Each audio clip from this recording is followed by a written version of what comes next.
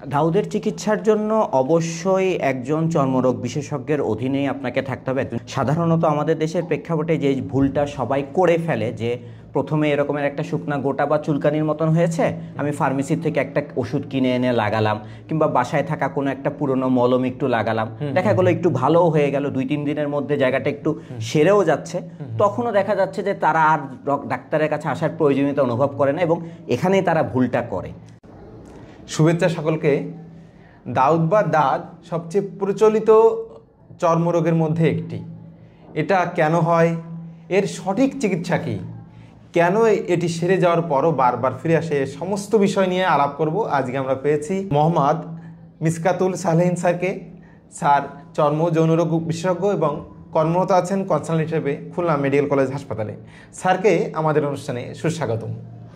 ধন্যবাদ। ডাক্তার আনন্দদ্যুতি হীরা দাদা, আপনাকে অসংখ্য ধন্যবাদ আমাকে আজকে এই প্রোগ্রামের সুযোগ করে দেওয়ার জন্য। আশা করি আমরা আজকে একটা সুন্দর আলোচনার মাধ্যমে দাউদ বা দাঁত সম্পর্কে সংক্ষিপ্তভাবে অনেক কিছু জানতে পারবো এবং সেই অনুযায়ী আমাদের করণীয় কি আমরা আমাদের দর্শক শ্রোতাদেরকে জানাতে পারবো। স্যারের কাছে প্রথমেই আমার প্রশ্ন যে এই দাউদ বা দাঁত কি এবং কেন হয়? প্রকৃতপক্ষে দাউদ বা দাঁত বা টিনিয়া, রিংওয়ার্ম, আমরা আসলে এটাকে যেই নামেই বলে থাকি না কেন, এটা আসলে আমাদের চামড়া, নখ, চুল এগুলোর উপরিভাগের ছত্রাক বা ফাঙ্গাসজনিত এক রকমের ইনফেকশন। এটা সাধারণত আমাদের এই জায়গাগুলোতেই বেশি হয়, তবে কখনো কখনো আমাদের এটা এই চামড়ার উপরিভাগ থেকে এটা অনেক সময় ভিতরের দিকেও ইনফেকশন ছড়িয়ে পড়তে দেখা যায়। আচ্ছা, তাহলে আমরা জানলাম যে দাউদটা কি। আমরা এখন জানবো দাউদ কাদের বেশি হয় এবং বছরের কোন সময়টা এই দাউদটা বেশি হয়? দাউদ আসলে সবারই হতে পারে, সব বয়সীর নারী পুরুষ নির্বিশেষে সবাই এটার শিকার হতে পারে। তবে সাধারণত আমাদের দেশের প্রেক্ষাপটে একটু গরমের সময়, একটু বৃষ্টির সময়, যখন একটু স্যাঁতস্যাঁতে আবহাওয়া বিরাজ করে, সেই সময়টাতে এটাকে আমরা বেশি হতে দেখা যায়। এখন একটু যেহেতু শুষ্ক মৌসুম, এখন আমরা কিছুটা কম রোগী পাচ্ছি, কিন্তু সাধারণত গরমের সময় এবং এপ্রিল, মে, জুন মাস, ওই সময়টাতে আমরা উল্লেখযোগ্য হারে দাউদ বা দাঁতের রোগী পেয়ে থাকি। আচ্ছা আচ্ছা, তাহলে আমরা জানলাম যে কোন সময় আপনার এই দাউদটা বেশি প্রাদুর্ভাব দেখা দিচ্ছে। আমরা এখন জানবো স্যারের কাছ থেকে আমরা কিভাবে বুঝবো বা নিশ্চিত হব যে আমার দাউদ হয়েছে। আমরা কি দেখে বুঝতে পারবো যে এটা দাউদ না অন্য কিছু? সাধারণত আসলে দেখেই অনেক সময় আমরা এটা ডায়াগনোসিস বা রোগ নির্ণয় করে ফেলতে পারি। প্রকৃতপক্ষে এখানে যেটা হয়, চামড়ার উপরে এক রকমের লাল গোটা বা দানার মতন হয়, যেটা সাধারণত চুলকাতে থাকে এবং এটা চুলকাতে চুলকাতে একটা সময় এটা আস্তে আস্তে বড় হতে থাকে এবং এটা তার চারপাশে ছড়িয়ে পড়ে।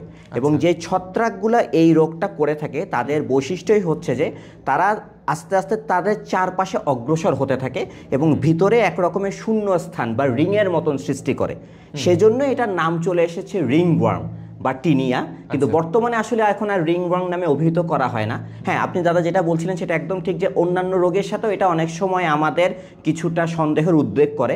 তখন সেই ক্ষেত্রে আমরা একটু পরীক্ষা করে নিশ্চিত হতে পারি যে দাউদ হয়েছে এবং সেটার জন্য আমরা সাধারণত skin scraping for fungus microscopic examination আমরা বলে থাকি, অথবা nail clipping for fungus microscopic examination আমরা বলে থাকি।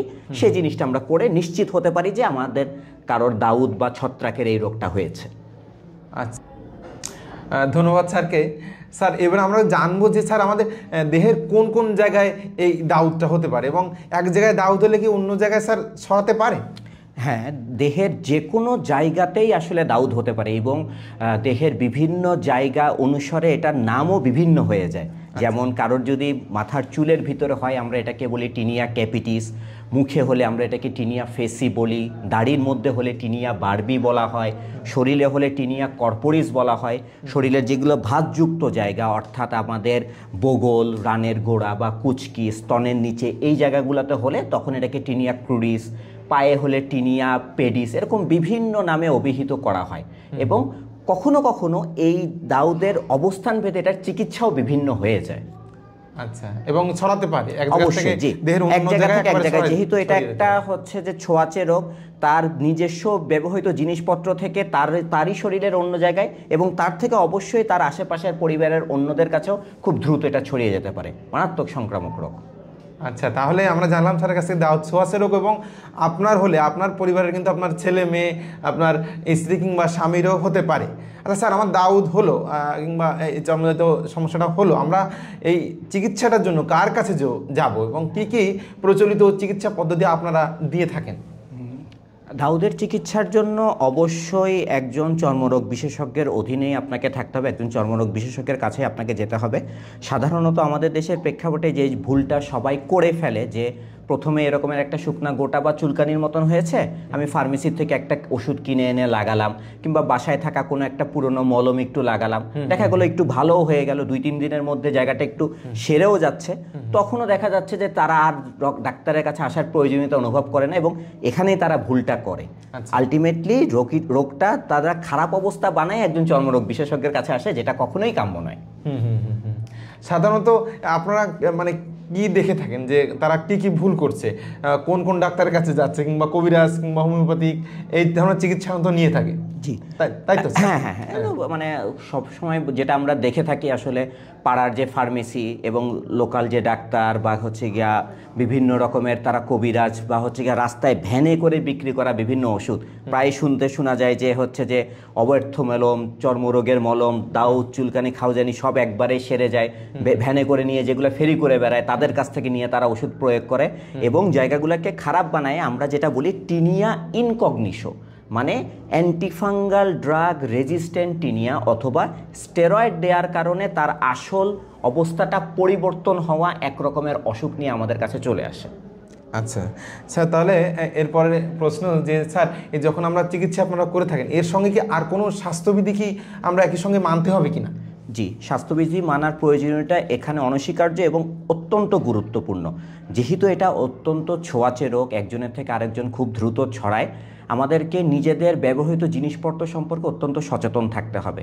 আমার পরিধেয় বস্ত্রগুলা নিয়মিত গরম পানিতে ধুতে হবে এবং সম্ভব হলে ইস্ত্রি করে পরিধান করতে হবে, 2 পিটি আয়রন করে পরিধান করতে হবে। শরীরের যে জায়গায় দাউদটা হয়েছে সেই জায়গার জন্য একটা আলাদা তোয়ালে ব্যবহার করতে হবে। সাধারণত আমরা যখন গোসলখানায় যাই নিজের শরীরের জন্য একটাই তোয়ালে নিয়ে যাওয়া হয়, কিন্তু আমরা এই রোগীগুলোকে সবসময় বলে দিই যে আপনি যখনই গোসলখানায় যাবেন আপনি 2টা তোয়ালে নিয়ে যাবেন, একটা আপনার শরীরের ভালো জায়গার জন্য, আরেকটা শুধুমাত্র যে জায়গায় আপনার সমস্যা হয়েছে সেই জায়গাটিতে ব্যবহারের জন্য।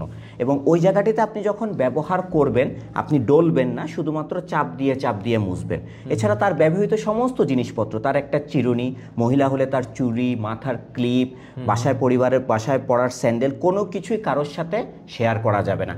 সবার জিনিসপত্র নিজে আলাদা ব্যবহার করতে হবে।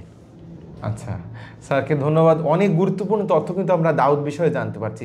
স্যার, অনেক সময় দেখা যায় যে দাউদ আমার হলো, সেরেও গেল, কিন্তু আবার দাউদ ফিরে আসছে, কেন এই বারবার ফিরে আসার প্রবণতা এই দাউদের মধ্যে দেখা দেয়? যে অত্যন্ত একটা গুরুত্বপূর্ণ বিষয় আপনি উপস্থাপন করেছেন। দাউদ সাধারণত একটা দীর্ঘমেয়াদী রোগ। আমরা প্রচলিত যে ব্যাকটেরিয়া দিয়ে যে অসুখগুলো দেখি, ব্যাকটেরিয়া ডাবলিং টাইম সাধারণত কম, সেজন্য আমাদের যে কোনো অ্যান্টিব্যাকটেরিয়াল আমরা যে কোনো অসুখের জন্য যখন দিই 5 দিন 7 দিন 10 দিনের কোর্স দিলে দেখা যাচ্ছে যে সেটা সেরে যাচ্ছে, ভালো হয়ে যাচ্ছে। কিন্তু দাউদ যে আপনার অর্গানিজমটা দিয়ে হচ্ছে সেটা আমাদের দেহে অনেক সময় ক্ষেত্র বিশেষে 6 মাস, 1 বছর, 1.5 বছর পর্যন্ত অবস্থান করতে পারে।